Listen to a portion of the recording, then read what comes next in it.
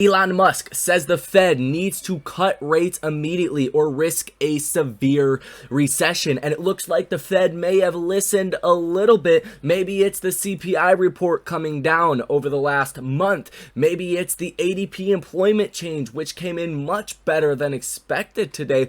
But Fed Jerome Powell's speech that just ended was very bullish, and the Fed gave us a lot of dovish comments and really in line with what the markets were expecting. This has caused an explosive move in the S&P 500 as well as the NASDAQ today, guys. We have a lot to talk about. The work is cut out for us. Hit that like button if you guys like these kind of videos, and subscribe to the channel if you make it to the end of this video, guys. So first things first, we'll start with Elon Musk. Like I just said, he says the Fed needs to cut rates immediately to stop a severe recession. He is in the auto industry, so they are one of the hardest first hit industries when you do go into a recession. So I think it holds a little bit more weight. And that's really all we got on that front.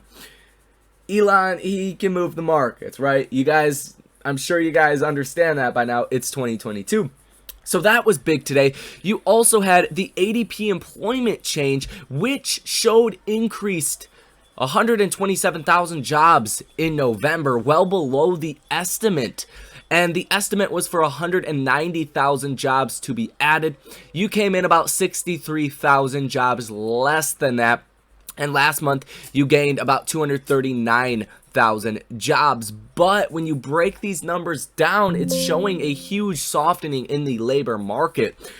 Manufacturing lost 100,000 jobs. Professional and business services lost 77,000 jobs. Financial activities lost 34,000 jobs. And information services lost another 25,000 jobs. Goods producing industries overall saw a decline of 86,000 jobs, while services firms added 213,000 on net. So if you really take out some of these other numbers and you take out leisure and hospitality in this, you're going to have a negative jobs report, which is exactly what the Fed has been wanting to see. And that is what is fueling this huge rally in the S&P 500. Now, I will tell you guys to be very cautious of this due to fundamental valuations, because fundamental valuations do not support this rally into 2023 if you do see an earnings recession. If you're buying the index, at least here, you are betting that earnings will grow at least 5% next year,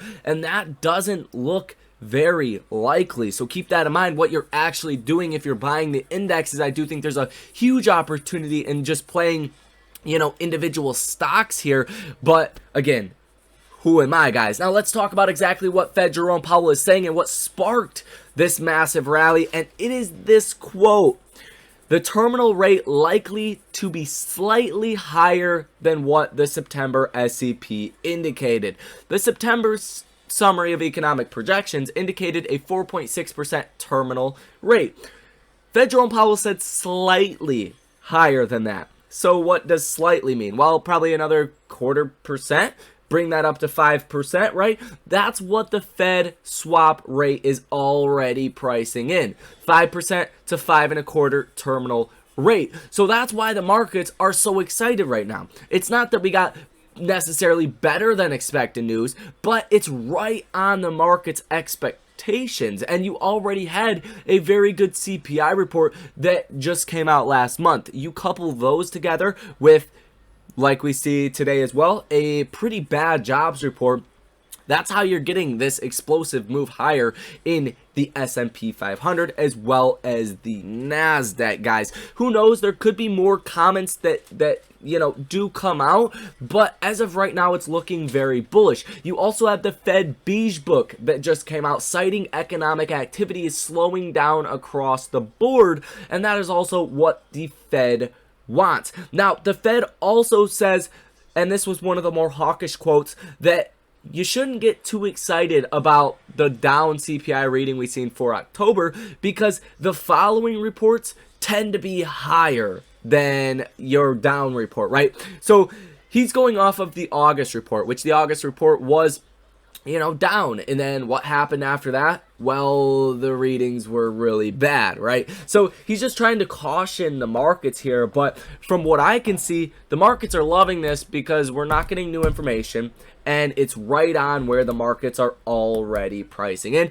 Fed Jerome Powell did just give us the typical, right, we're going to need to raise rates for longer, keep them there, raise rates for longer, higher, and to keep them there for longer as well, which is not really new information. And he also says there is not enough evidence inflation is yet coming down, but the labor market might be softening in the way that they want it to, guys. And that's really, long story in a nutshell, what happened today with Fed Jerome Powell. Now, I would be cautious about tomorrow, about the digestion of this, because of the extent of the move that you are seeing today. It's going to be very volatile and anything can happen. The markets might interpret this as very negative coming tomorrow, so you just want to be a little bit careful. And still, like I said, for the indexes here, if you're buying them, you're expecting earnings to grow next year, and a lot of people are forecasting even a recession like Elon Musk,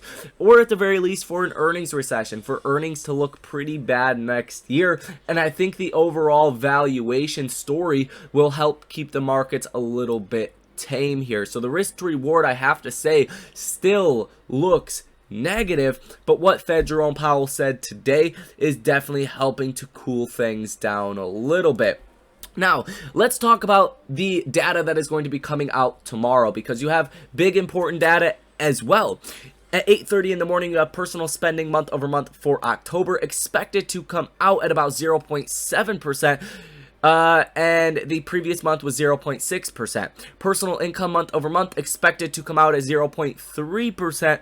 Last month was 0.4%. So you are expecting the personal spending, personal income numbers to come down a little bit tomorrow. You do also have PCE price index month over month and year over year. You are expecting those to remain pretty flat month over month from last month at 0.3%. You are expecting year over year to go down from 6.2% last month to 5.9%. So depending on what happens with those numbers tomorrow, that is obviously going to give you a fresh move in the markets. You have ISM manufacturing PMI at 10 o'clock in the morning tomorrow as well, expected to come out slightly less than what we got last month at 50.2. We're expecting a solid 50 reading, guys. For Friday, you are going to have the unemployment rate for November coming out at 8:30 in the morning, and non-farm payrolls coming out at 8:30 in the morning as well. So still, over the next 2 days, you're going to get a lot of economic data